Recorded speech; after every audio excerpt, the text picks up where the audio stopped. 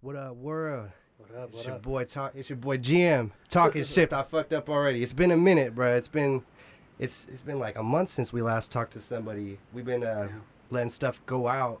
We've had a backlog of stuff that we could put out, but I was telling him before. I was like, dang man, I feel weird. It's been a minute since I've been up in here, bro. Oh man, we got a good guest today. My cousin, man. We go way back. He's been knowing me since I was real young. Marcel Quiroz. Yeah. What's the proper way to say your last Quiroz. name? Quiroz. Quiroz, yeah. I know you big on pronunciation. Yeah, I mean, it's something that, like, my whole life people been fucking up, so. Hey, I know it too. They've been setting my last name too, and my last name ain't even hard. Like mine's pretty. Escolta. It's pretty like phonetic. Yeah. But everybody fucks it up too. Yeah. Damn, nobody knew my last name. Oh shit! Now they gonna DM you. I put nah. But man, you got a diverse background. You're into a lot of cool stuff, man. A lot of stuff that I admire and I'm into too. But let's go back. Let's get into your. Let's start off with music. Music. Because I think that's kind of how we connected, how we met. True. I work for your father. Yeah. It's a cool story. And I get a lot of musicians in here, so and you do way more than just like make music. You do the back end too. Yeah. But we'll get into all that. But you grew up in different types of music. Yeah. So you grew up because I know you from doing Tahitian music and doing Tahitian drumming and the island stuff. Yep. So what's like your earliest memories with music? Shit, my earliest memories. Well, I grew up in the Mission in San Francisco. Same neighborhood. My mom and my dad. Everybody they came here from Mexico and Nicaragua and stuff, and they were pretty much born and bred in the middle of the hippie times, and you had everybody coming out here. My mom used to kick it with Janis Joplin. Damn. Like when my mom was a kid, like Janis Joplin would be drinking on the streets, sitting on the stoop, like writing music, smoking a joint, and like sipping on Southern Comfort. And my mom would be in the neighborhood coming through, and my mom's still at that young rebellious age, and they come from a bunch of badass kids. So, it's like, oh, let me sip on that, And right down the street was Carlos Santana. My uncle went to school with Jorge. Is that his older or younger brother? The older brother. Yeah, he just passed away from Malo. Yeah, okay. Suavecito, which was like another thing, because like my mom and my auntie Matia's cousins, or friends, they knew Arcelio, who was the lead singer of Malo. Everybody was in that neighborhood. Nobody was that far away from each other. These are Bay Area legends. Yeah. Oh yeah. Legends. These were legends. Mount Rushmore of Bay Area. Music in general, and then you put them all in the fact that they were all like within like several feet of each other. Because that's how close San Francisco is. Everybody think like, oh, San Francisco is this big great place. It is, but it's a great place, but it's literally 7 miles by 7 miles. So you got everything compacted into like this little tiny area. And a lot goes on in that. Oh, that 49 square miles. A lot goes on. A lot of big money, a lot of dirty money, a lot of everything you want. Like, you name it, they got it, type of thing. But I love that place. It brought me up on the most eclectic background of music that I could, because my mom, she was a hula dancer, and back then in the 60s and the 70s, for somebody to be a hula dancer that wasn't Hawaiian or Filipino or some type of Pacific descent, it was very odd. And my mom danced with a couple of groups out there. Who was it? Auntie Esther, and then Uncle Marlo's group. Actually, before it was Uncle Marlo's group, it was Tiare's group, Tiare Otea. That's where my mom started back then with Nani's mom. And that's where my dad's. That's like where my dad's family, like my Uncle Rod. That's how they. That's where they grew up. Yeah, exactly. With, Tiare. Yeah, so it's like, and that's how like I knew a lot of people too growing up, was because of my mom's different dancing you know, who were brothers and sisters and whatnot. You know, and we, you know, everybody grew up. I was like, this auntie, you know, uncle, this, that, this my cousin. That's this. I didn't know they weren't my real family, but Yeah. you know, that's how we grew up. That's that Islander culture. Yeah, and it's like, so it's like I grew up with, you know, island music and playing and dancing and singing and doing all that, but I also grew up with the streets. So I had my street music. I had, you know, my cousins playing you know, my cousin Jay, he's the first one to dub me like the House of Pains tape, freaking Cypress Hill, Ice-T, EPMD. Like he was hitting me with like classics when they were coming out. So like I was, you know, 88, 89, you know, I was a little kid. What year did you grow up? Or what year were I you was born 81. 1981, Children's Hospital, San Francisco. You know, born in the city.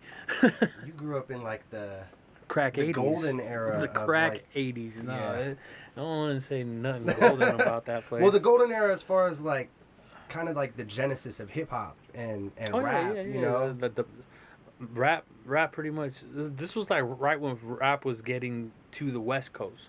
You could probably speak to like the beginning of Bay Area rap. Oh yeah, definitely. Like I grew up listening to Bay Area rap. My uncle Jerry Davis, he was like instrumental and because he worked for I believe Capitol Records, and he was influential behind the scenes guy with Tony, In Vogue, Paris. I don't know if you remember Paris. Was he the rapper? Yeah, the old rapper from San Francisco. He was from Oakland. Okay. He was from Oakland, but he was like. Didn't he always wear like a Giants hat though? Or am I tripping? I don't know. I don't know. He was a very conscious hip hop like. Yeah. He was a conscious rapper. He was like one of those first guys that came out that was like spitting about political, like basically Public Enemy, but from the Bay. Okay. And you know you had that guy. Who do you think was the very first Bay Area rapper? First Bay Area rapper. As far as you can remember. As far as I can remember, I mean, it might be Too Short or Paris, people like that, because there was like a lot of those guys coming around. I mean, Hammer, like, you got to give it to him. That boy put the Bay on the map. You know what I'm saying? Like, I don't think anybody's still outselling him today. Still, I mean, he's still doing. Like, he got like a Taco Bell commercial or something like that. We can't touch this on there. Bread. Like, he's always getting bread. You know, that guy played it right. You know, and plus him and Sir Mix-a-Lot, they knew how to really milk all the money out of the business that they could. That's what you got to do. You don't. It was funny because I was, we were talking about the Joe Rogan podcast. I was listening to Kanye's, and he, all the shit that he was saying about being a slave. There was a lot in that. Dude, there's a lot of knowledge in that. There's a lot. It was going a lot of places. He was going a lot of places, but there was a lot in it. But there was like a lot of little gems that you can pick out of there, and I think like a big one was, and a very common misconception about the music business is like, I got signed, I'm gonna make it big. I got $1 million. They don't tell you shit. They don't tell you nothing. Nah, they don't tell you that this is just a front. We're gonna loan you the money, so you can go and pay your engineer, pay your producer, pay your distribution, pay all this stuff, get paid to print it up, and then we're gonna do all this, and then after you sell all these records and all this stuff, we're getting that money back from you. So all that stuff is owned, but you can go ahead and do this and that, and like that's why like half the people come up and they're broke. So what percentage of these? Let's stick to right now, just kind of rap, especially like for 2020. Who's really getting money in music nowadays? In music? Yeah. No one. The record labels. Yeah. Even with streaming and everything, or they just figured out how to kind of infiltrate even that now. That's dude. iTunes, Spotify, any you name it. It's all a different record label, because you're just getting a percentage. It's like when I was in school, they broke it down like, say I have $100. Every time you get a song, just break it down. It's like, say $100 for every song, right? So every song is divided into points. So that's a percentage. You get 1 point, I get 1 point. Producer gets this. Or engineer gets, whoever, however you got your deal, break it down. By the time it's said and done, the artist usually comes out with maybe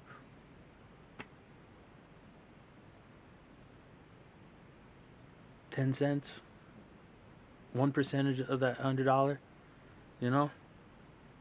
Like you get it. Okay, we'll break it down easy. 1% of $100, you get $1. That's for the artist. Mm-hmm. And then out of that dollar, your manager gets 15%.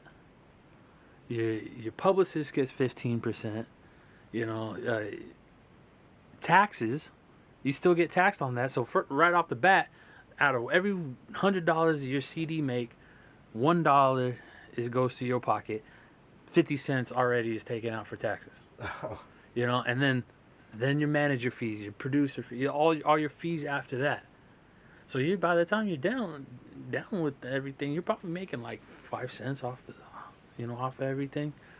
So your best bet is to be on the business side of the music industry, rather than the artistry side. Own your merchandise, own your, and unfortunately live shows, because that's how a lot of these people made their money, is by going on tour. But even that costs money. And that's all messed up. And that's in 2020. We can't do that. I mean, that's how I made, past 5 years, that's how I made a majority of my livelihood, was putting on live shows. Mm-hmm. I was the front of house mixer for a lot of bands and doing monitors in the city and all kinds of stuff. So we didn't even really kind of dig into your credentials or anything really too much. Not even. But, you're somebody that really knows this industry. I mean, you have a couple credits that are really kind of big to your name. I mean, I would say. Yeah. What are some of your biggest achievements you would say? Probably the biggest achievement that I would say was being an engineer on 2 albums that got nominated for reggae album of the year for the Grammys. Okay. That was J Boog's Washhouse Thing and the Rose Petals, the EP the year before. Was that also J Boog? Both J Boog. Yeah, both J Boog, island reggae artist, Washhouse Records, and that's all from fam too. Like my cousin Anu is Boog's manager, and kind of hooked it up. It was just like, "Cuzzo, we need an engineer. What are you doing?" Yeah. I was like, "Oh shit," just cruising around, and timing was right. Yeah, timing was right, and that was like right when he was first starting off his career, and we worked together for a long time before any of that happened, like about 10 years before the Grammy stuff, for sure. He came out 2008, 2007. That's so first started working. Let's talk about like the progression of your kind of like professional music career. You know what I mean? How did you first start off? Like, I know you grew up with the island stuff and everything. So in music, I would say like when I was like 12, 13 years old, I started playing Tahitian and drums and Hawaiian music, ukulele, guitar, bass a little bit, and of course the drums. And that was my love, I loved it. It was just like the beats, you get that super intricate beats. Yeah, super intricate patterns and beats, and very specific to everything, and like there's a whole, the whole style of everything. I want to touch on that later. I want to touch on that one later, but yeah, it's there's there's so much so much complexity to what everything is in that music, that the whole genre. Mm-hmm. But yeah, I started off doing that, fell in love with it. Went through my high school career playing shows on the weekends, going to shows or going to school, doing that, and just doing whatever I could, to keep music going. Decided I wanted to go to after high school, went to college, went to DVC over in Concord, junior college, didn't know what the hell I was going to do with the rest of my life. Took a couple music production classes, took a couple like music history stuff, but worked on my GE. Got all that done, got my AA, and I heard about this school called Expression. In Emeryville. In Emeryville, yeah. At the time, it was called Expression Center for New Media. We hadn't been accredited yet. It wasn't like it wasn't like all that like glamorous yet. It was still like a couple years old, but it was coming up. We had nice studios. I mean, They got a crazy spot. They got a nice spot, man. Like like top of the line equipment, and like a bunch of snot nosed kids not knowing what the hell they're doing, Yeah, they like do. touching like $1 million consoles. Yes, like, they do. One of the consoles in there, Kicking it in there too. Oh yeah. I done been in there with studio time a lot. Oh, Of people, you know what's hella funny is like so many people that went to school there. Everybody like that's how I kind of know that you went to school there, because you got a picture with yourself like kicking it with one of the SSLs or one of the knees, and you're like, yeah, this is my board. You know, this is what I do, and it's like, and I could tell like the people who have that still, as opposed to like having, you know, a shot in front of their own system or their own setup, you know. It's like, it's like, man, you still at Expressions, bro. You ain't working a real studio or anything. That's cold. Nah, That's cold. I mean, it's dude, true, it's a hard hustle. This is like the hardest freaking thing ever. Like, I went to school not knowing what I wanted to do, and then I went and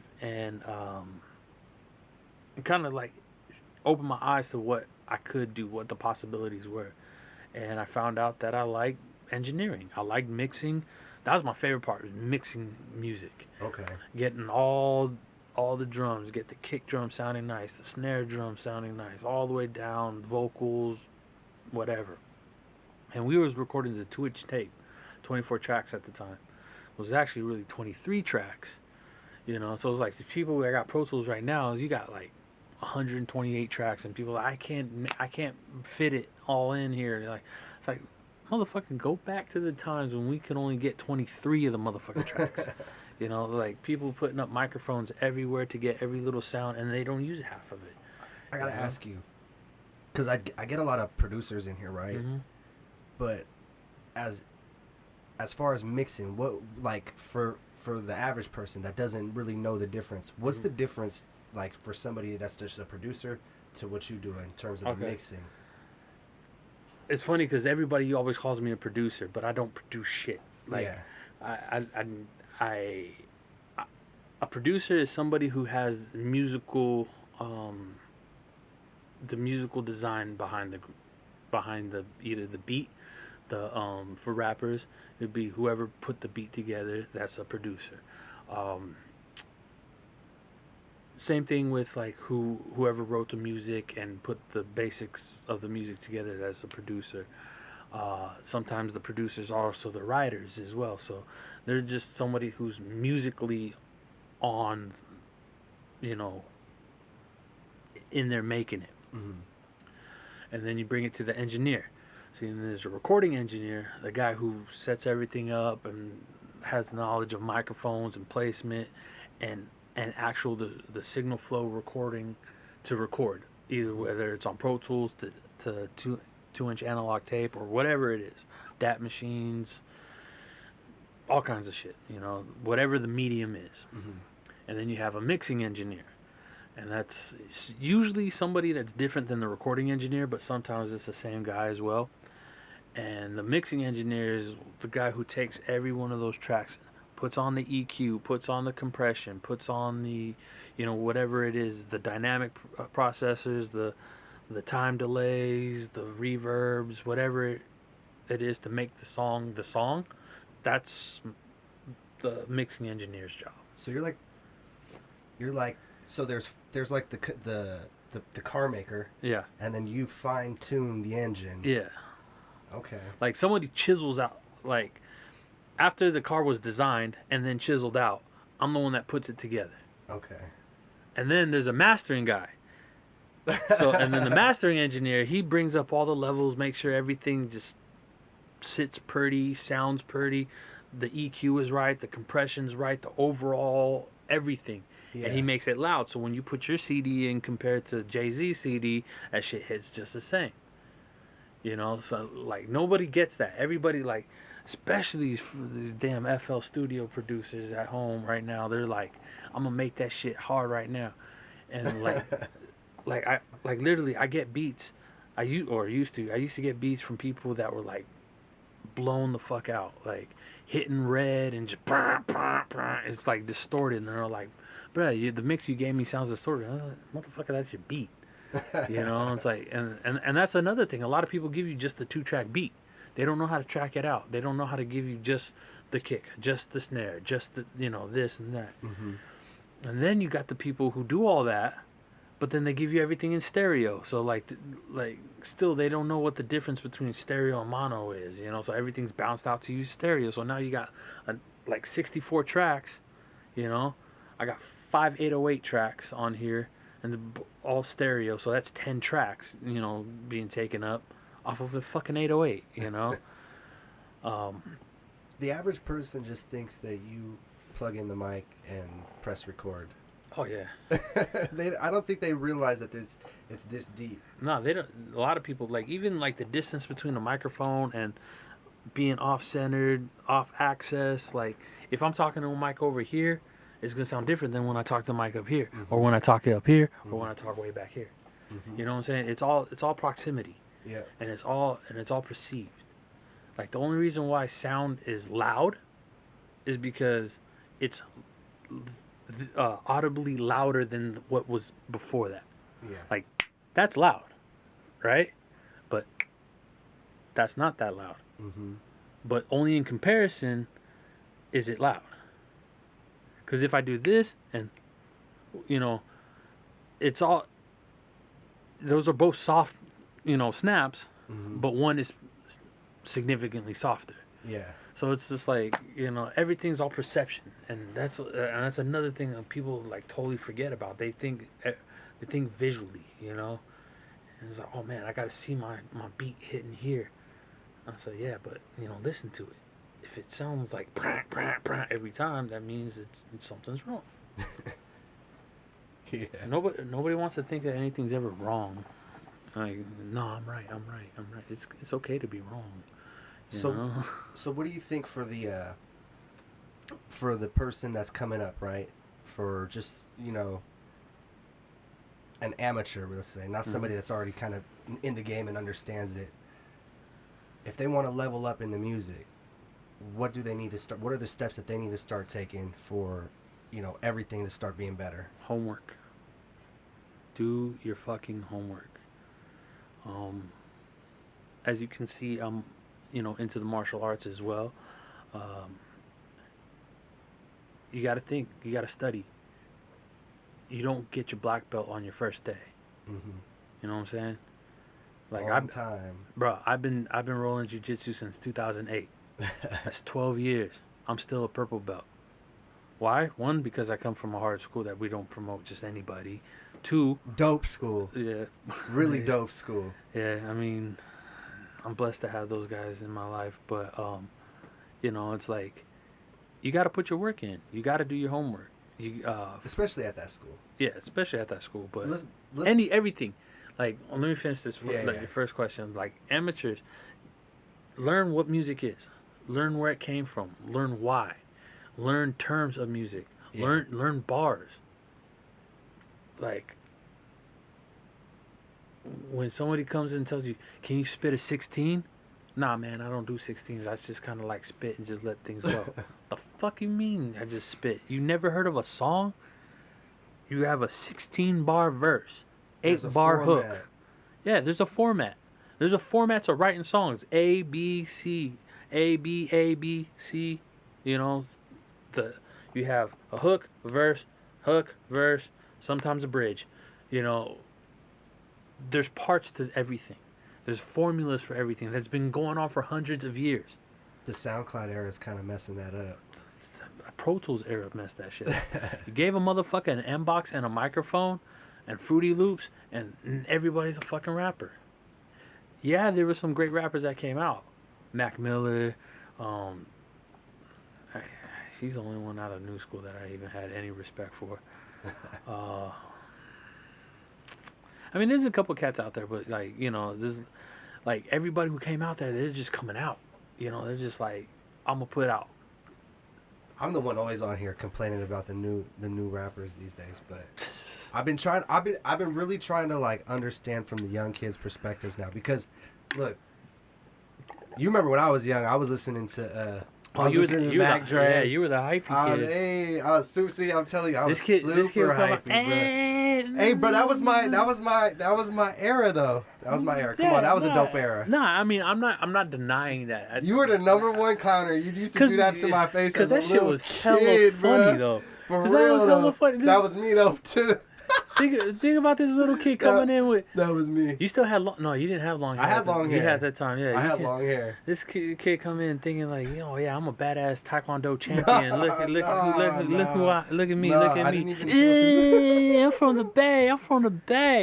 I'm like, damn. Come on. I knew the clowns were gonna come on this one.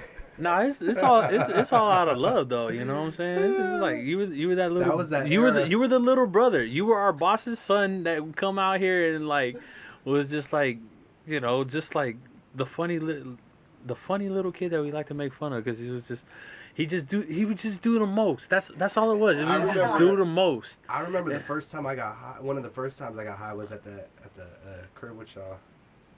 Y'all left me with no blanket.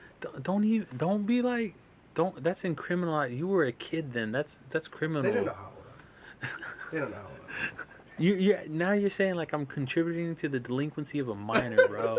That's like a crime and shit. No. You helped open doors in my life. Nah. I mean,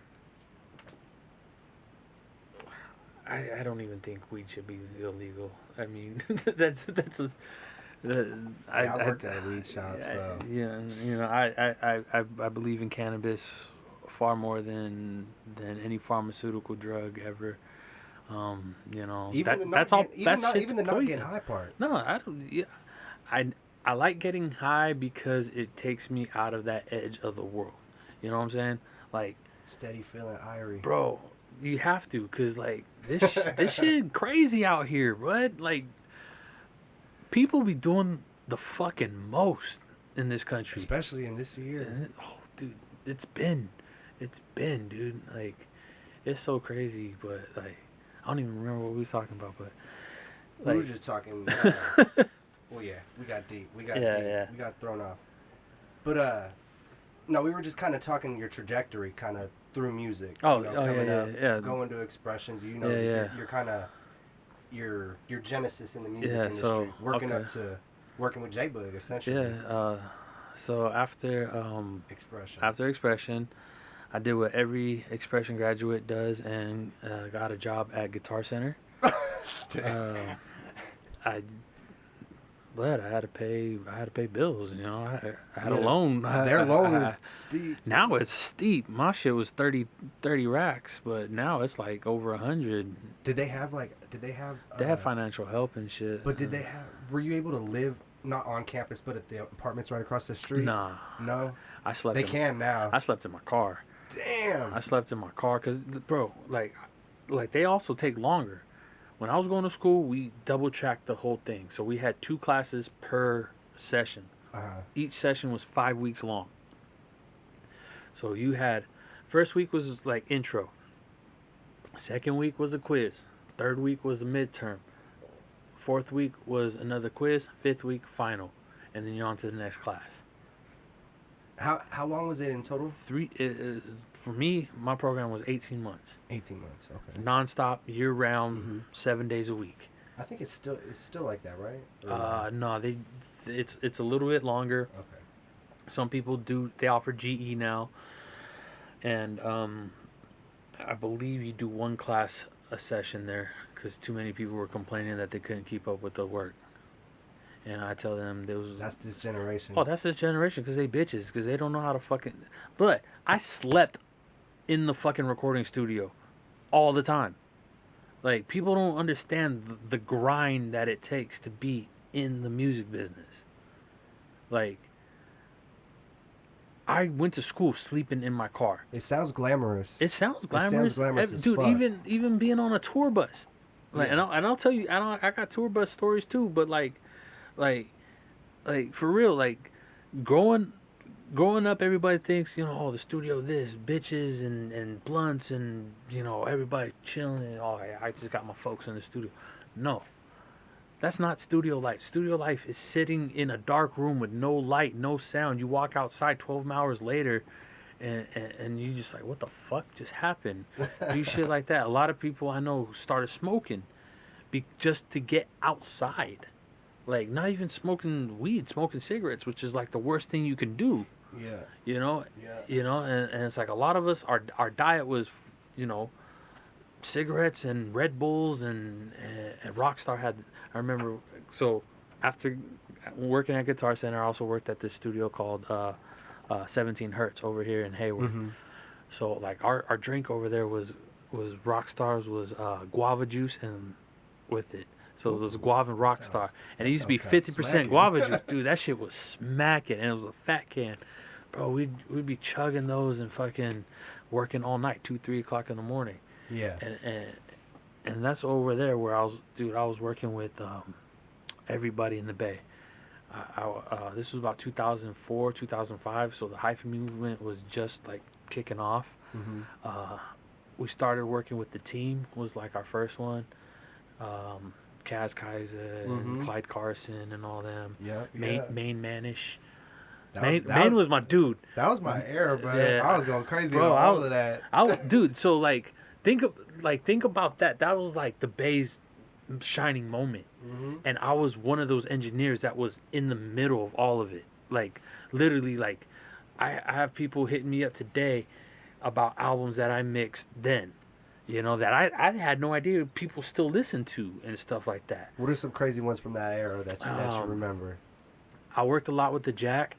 That was my dude. I love Jack. You're going deep. That, bro, when he died, I cried, bro. That, like, just because that was a friend, you know. I worked with him a lot. And we were just in the studio a lot when it's just me and the Jack.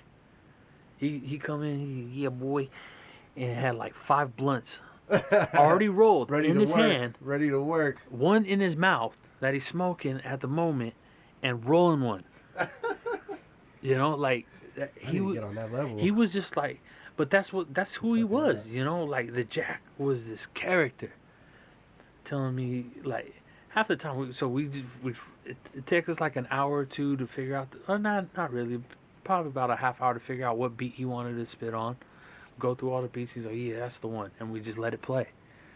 Loop that shit and let it play.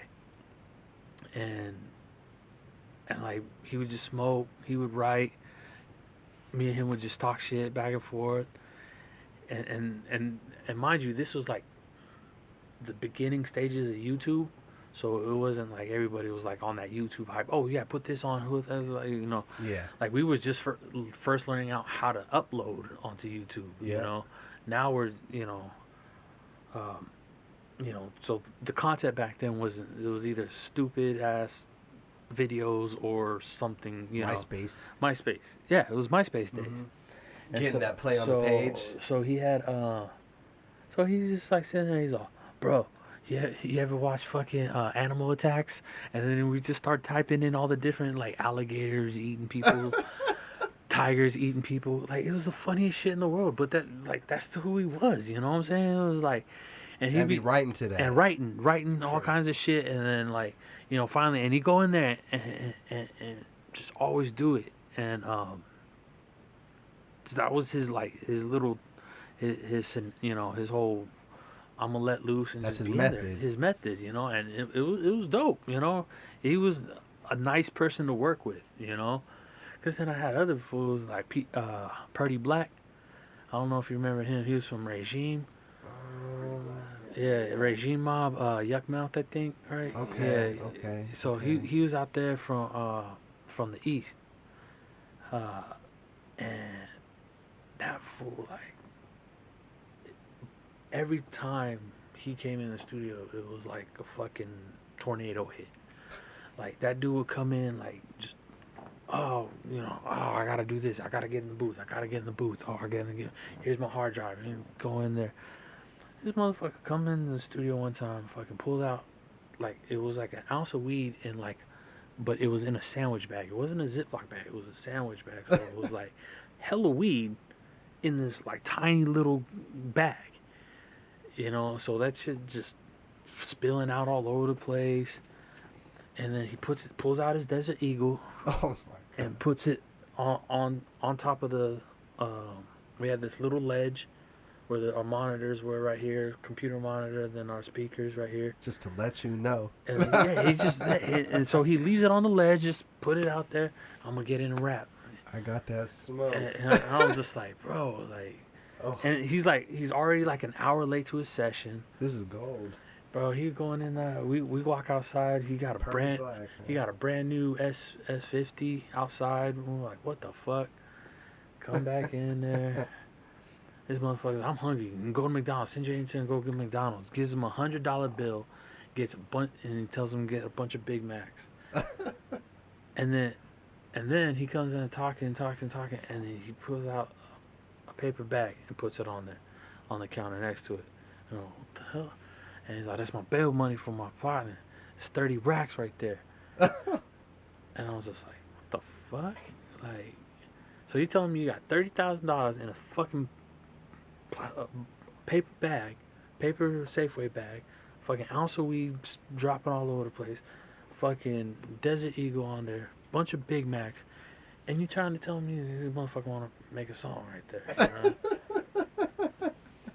I mean, rest in peace. You know, I heard he passed away. He got murdered. Just like Jack. That was his method. But I mean, whatever your method is, man, it's just it's just awkward. You know. Like, yeah. Just being stuck in a room like that is just awkward. Yeah. You know. Was that your worst like recording experience? Strangely, not really. What was your worst experience? Worst experience probably also at 17, where we had people here from EPA. We had the Lawless Camp, Band-Aid and Scoot, but the younger ones, and all like half them kids had cases and stuff like that. Yeah. You know, and unfortunately, a couple of them who could fucking spit fire too. You know, they lost their lives out here, and Buff and Law was like the main, like the next guys coming up. Okay. And these fools was spitting, like they had some good shit. They were gassing, huh? They gassing at that time. Now, like, I don't know what happened to them, but like, I wish they could have got out because they just had like nobody really made it ever too much out of East Palo Alto. Half the motherfuckers got killed, you know. People don't know about this town like that, bro. Back in the day, EPA was like the murder capital of the world. That was really back in the day. That was back in the day, in the 80s and the 90s. Yeah. Band-Aid or Scoot's first group, Totally Insane. They had the song. What was it? What was this jam? The News. This is the news. See, you really yeah. EPA. Nah. Yeah. That was Whatever, my shit. But if you think about it, he was spitting some shit back there because they was talking about how the government put crack in lower income neighborhoods. Mm-hmm. Basically, and this was before all of this was really known. Yeah, this was before all that was known. This is what that was the word on the street. And this is what everybody was talking about. And it was all true. It was true. Like Oliver North, bro. Contras. Dude, the shit that this country has done to keep us down, like minority people down, is so like built into this country. Like it back in the day, like if people really do their research and think like, oh yeah, this is the greatest country in the world, this is the greatest country in the world. It's like, no, you guys are a bunch of slave owners who just all you guys do is look down on any of us. Either you pick my fruit or you wash my house. You know what I'm saying? It's like the audacity that some of these people have on their racism is just like, what the fuck? There's definitely racist people in this country. Yeah, it's just. I can't disagree there. It's so sad. But anyway, so go back to the story. Buff and Law. Yeah, your worst experience. These cats are booked in Studio A, and we had Studio B, and then like a common kitchen area, right, and a little balcony where everybody like wanted to take pictures at. But we had these guys here from East Palo Alto, and then right when they were ending, like give or take like a half hour over gap or something like that. They had these other guys, Doc Louie, I believe, who was like a rival set to them. Also from East Palo Alto? Also from East Palo Alto. And this is all in Hayward. This is all in Hayward. So it's like everybody bringing the, they call them their girlfriends back and forth. And, like. I know the game. Bro, they would walk in and the couch got a cushion, right? See them pull out the gun, put it underneath the seat before they sit down. Always. Like, it was like, like the shit that, like, all that shit, like, so I was a scary one, but it wasn't, like, necessarily, like, the worst experience, but it was, like, a scary, like, some shit might pop off here, you know, like, and, bro, that's another reason why I kind of got out of rap music, because, like, one, my clientele was passing away all the time, we're getting locked away. And two, it was just nuts. Like we'd go to events and people get shot during there's always a shooting at every event that we went to. Always. The Bars Awards, they had always that shit. Out here in the Bay, it's fights. going off. People don't realize, man. People get They think this shit's sweet out here. People get capped out here on a daily, and it sucks. Yeah. But like, so I was doing that. And then that's when I linked up with Boog, was slightly after that. And I was just going around doing jobs, just working in the studio doing jobs. Like, I was at 17 Hertz, I was getting paid like $15 an hour to record, something like that. And only workable hours, not hours that I'm there, but actual hours that I'm in session and stuff like that. So it was tough. It's a grind. It's a grind. It's a grind. And then I got hit up by my cousin Anu and my boy Jonah from Washhouse Records, who were actually tied with Mac Dre and damn, I didn't realize that. I've done stuff with Kilo Kurt, Mac Dre, Vital. He's been around. That's like Washhouse's other artist, Vital. Okay. Damn. I didn't realize that your roots went there. that deep to like Bay Area hip hop like that. Oh, bro, I came up doing hip hop. Like, I worked with everybody. When I was in school, I was an intern for hieroglyphics. So it's like those other cats. This is how we chill from '93 till like, dude, that was like my shit, and now they're putting it on shirts and people are all like, yeah, because I was born '93. I was like, no, that's not it, like, that ain't it. Like, everybody knew that. Dial the 7 digits, call up Bridget, her man's a midget. If she got friends, yo, I could dig it. Damn. Like, you been to Hyro Fest? Yeah, when it was free. Yeah. Like, when it was free, bro. Like, I've been going to Hyro Day for a long time. Like, that shit was fun, bro. Yeah. That shit was fun. But, like, shit, I used to go party Halloween in the Castro. That shit used to be lit, you know? Like, I know you got to get up out of here soon, but I just want to get you before you go. Tell me about, like, your experience, like, working with J Bug. So, started working with Bug and... or just all of Washhouse and kind of just reggae in general, because you do the front of house for... Fortunate Youth. For Fortunate Youth. No, so basically, I was working with Bug. I was one of his recording engineers here, Hawaii, and Berkeley, just back kind of all around, back and forth. But we had, there was our other boy Fatty was doing shit. Our boy Max was still doing shit with them. Like, everybody was kind of like always just, can you record? Can you do this? Can you do that? Mm-hmm. But I mean, I love those guys to death and thank them every day for giving me my real start in the music industry, because they put me in front of working with everybody. I work with Fiji, the great Fiji. Mm-hmm. I work with TOK, which is they're like an old dance hall group from Jamaica. Okay. Luton Fire. Can't forget Peter Morgan from Morgan Heritage.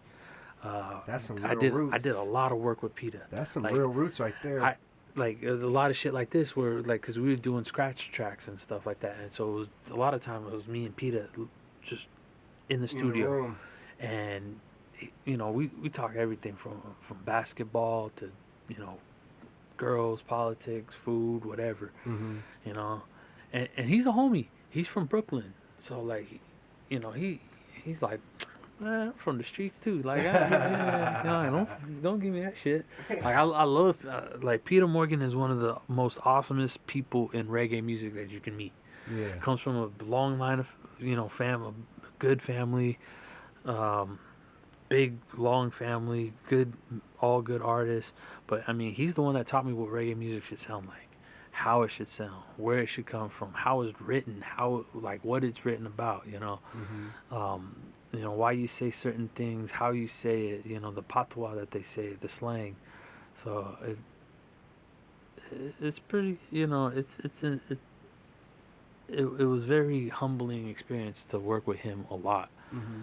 And you know, of course, Boog, several other artists that were from around, Hot Rain Band, his boys, all the guys from Hawaii. Then I met another band from Hawaii, Innovision, and the Steppas, and those were the homies. And like, kind of like, you know, I was making money, but like after we were done recording with Boog, you know, there's what money am I gonna be making, you know, if we're not doing anything? So I went on the road with Steppas, my boy Kaliko, fucking God rest his soul too. He's like, Sel, like, can you mix like front of house and stuff? And I was like, hell yeah, I can do that. Like, I learned that all in school. Like, and I worked at a couple clubs doing live sound as well. So, you know, they took me out on the road. 9, 10 of us, I think. Like, first one was like 10 of us all in like one Sprinter van, 2 bands, because it was Innovision boys, Steppa boys, and me and Kaliko, the manager, and then we have merch and all that stuff, driver, all in Sprinter vans, driving all God knows where around this country. Yeah. Fucking, you've been around. Been around. I've been to every state on the United States, continental and across the seas. You know, went to Alaska, went to Hawaii, did shows everywhere. Zip all the way up and across diagonal. Trying to get you here in studio, like for a time where we could it actually takes get COVID you. To bring me in. You know, Yeah, like, man, I've been asking. I've been trying to link up with you for a minute. Yeah, for a minute. Like for years. Yeah, I know. I've been busier than a motherfucker. Yeah. Last few years. Well, I know you're busy. I know you got somewhere to go, but you know, I hope sometime I can get you back in here. We can go deep on, you know, the Islander culture.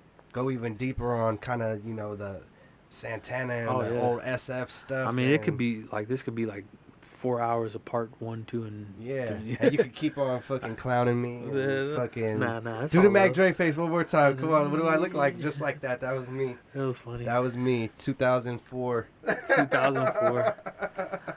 Or what? No, when was that? That was like 2004, about 2005, 2006. It was like, it was about the same time that because I was going to practice when I was coming from the studios and stuff. Yeah, and I was like 14 to like 17 there. Yeah, I remember that was like my whole teenage years. That was fun. I would go from after school as a high schooler, Yeah. go on the train all the way right. to the city and go wait tables for the restaurant. Yeah. And I was like, ugh. And kick it with us. Hey man, I had some really dope I stayed at the club. Like, hey, I was like 14 in the club. That shit was so sick. I know, you grew up too fast. I did. I was telling him earlier, I had some cool experiences young, but and your little brother too, man. And now he's an MMA fighter and shit. Yeah, man. And he was little dude. He was tiny. He was always really, yeah. I remember that kid. We need to get him back in here. I think he's coming back because it's my birthday. What's his what belt is he in? No. He's blue in jiu-jitsu. Where he train out here? Yeah, there's a Charles Gracie. Charles. Yeah. Yeah, he be rolling with my boy Ronnie sometimes. Yeah. Where's that? Where? Because my brother, my brother's been up in Alaska and Washington for like the last 6 months, just bouncing back and forth. He hasn't even trained or nothing, but yeah, I don't know. I'm about to see him in a couple of weeks for my birthday. Yeah, my boy Ronnie, he's one of my drummers in Froggy's group in the city. Okay. Yeah, he trains with them sometimes, but we need to get into your. I want to, the fighting day. Half I mean, I Gracie. got a little bit of time. You sure? You got some? Yeah, Okay. I got some time. Your jujitsu roots are you're really a collected person, from Bay Area hip hop to island reggae to, one of the most important components of Gracie Jiu-Jitsu, like probably one of the most like ruthless, probably one of the most. They call him the Pitbull. Yeah, they call him the Pitbull, and there's a reason. That's a rough Jiu-Jitsu. That's probably like the roughest Jiu-Jitsu. Well, I mean, I'll put it like this: like I was only at half Gracie from white belt level to just before I got my purple belt, basically because I moved out. But I was training over in Dublin, and he lives in Blackhawk.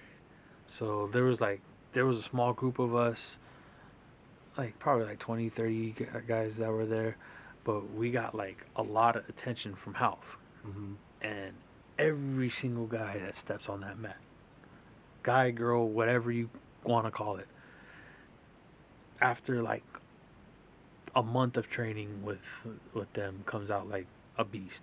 Like white belts are tapping out blue belts from other schools like no problem. Yeah. Like purple belts are tapping other people's blacks, and that's just like in the jiu-jitsu world. We had Sean Roberts was there. I don't know how many jiu-jitsu fighters you have in. I just had a Bellator. I just had a Bellator. Oh yeah, that's right. That's the one. Yeah. Some people do martial arts. But I'm trying to get more. Sean Roberts is a big time black belt. He was a purple at our school when I first started, and dude, he was doing crazy shit back then.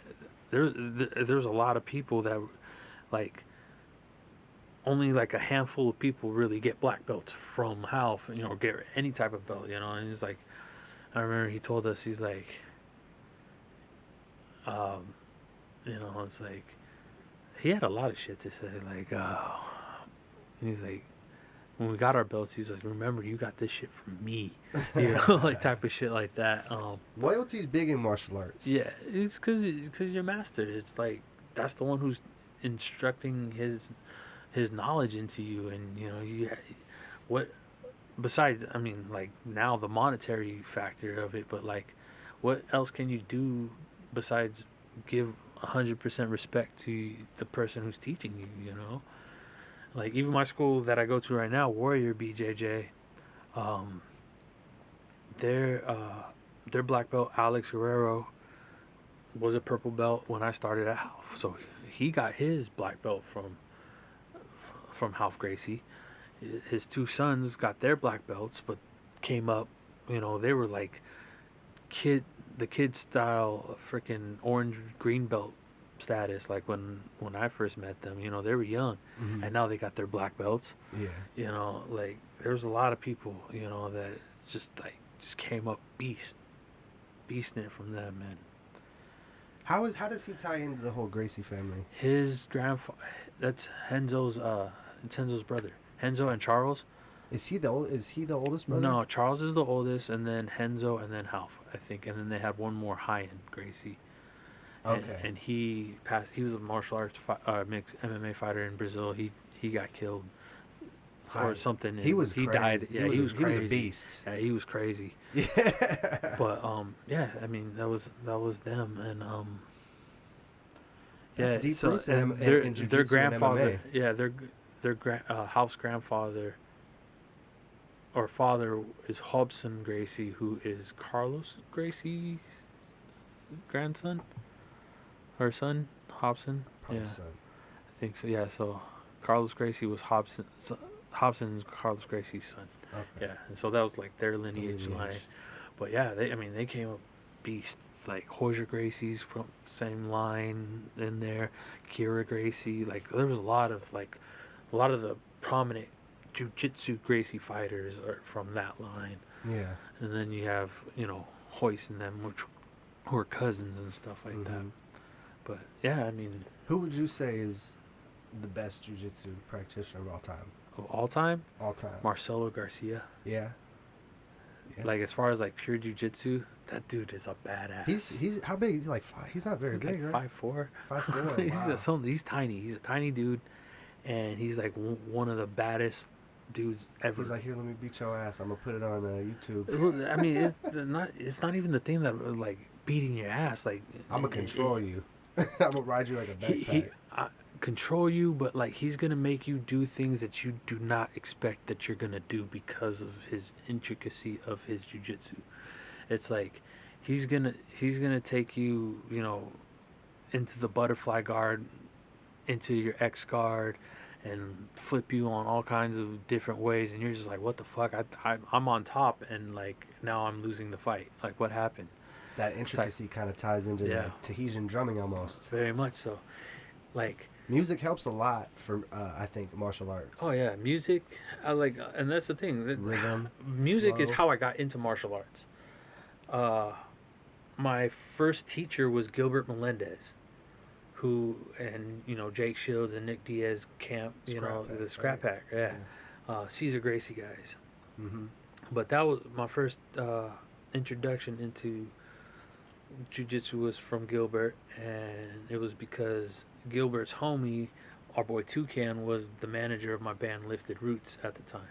Yes. So, and our drummer Carlos, they all wrestled at SF State together with Gilbert. So it was like we were kicking it with Gilbert when he was still in Pride and like he wasn't over here yet. And we're like, you know, this is our homie. This is the homie. And we you know, it was just the homie. You know, we used to do all kinds of crazy shit with them. And I was like, he don't look like no professional fighter. And I was like, I didn't hear about him at the time. And then I saw his Pride fights, and I was like, this motherfucker is bad. And then like it was just like, damn, that's the homie, you know. So like came up with him, and we played at his wedding, we played at his baby shower, we played at his gym christening, the first one, and I think like the second one or whatever. Played at his 30th birthday. Like that was our homie, and we played music for him and just kicked it with them, and like met all kinds of badass fighters because of him. And but yeah, I started training with him, and then I moved out back to the East Bay, and then that's when I met up with the Half Dublin guys. Yeah. Dang, man. You've met a lot of people and led I would say like a pretty full life. Would you say that music has kind of brought you a pretty full life? Music has brought me there. You know, the reason why I do anything or met anybody or friends with anybody is because of music, you know?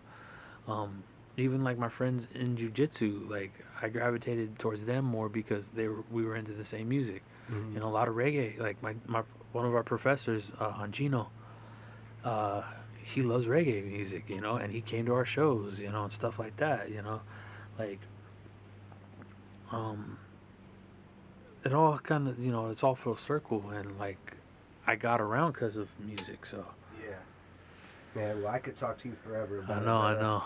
But I do gotta. I appreciate you coming in. Where can everybody find you, man? And what do you have anything in store coming up? What do you got? None really. I mean, just you can check my my IG, lifted_roots for like stuff that I'm working on. Mm-hmm. But yeah, I mean, what about if somebody's trying to get some mixing and mastering done? Yeah, hit me up over there. Yeah, hit me up over there. Yeah. Okay. Man, well, I appreciate you stopping through. Yeah, no worries. Man, hopefully we can do this again and go deep and just go even further into it, man. I appreciate you. Yes, sir. Thank you. Marcel Quiroz, man. Hell yeah. All right, man. Peace. GM, Talkingshift.